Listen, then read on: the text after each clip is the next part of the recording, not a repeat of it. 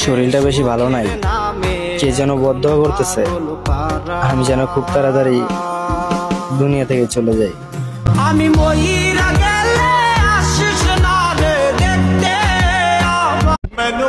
বিশ্বাস করেন ভাই, 24টা ঘন্টায় শুধু হাতে ফোন নিয়ে বসে থাকি আর ভাবি কখন আমার একটা ভিডিও ভাইরাল হবে, কিন্তু হয় না। ওই যে ছোট ইউজার। তোর বীর শরীরটা বেশি ভালো নাই।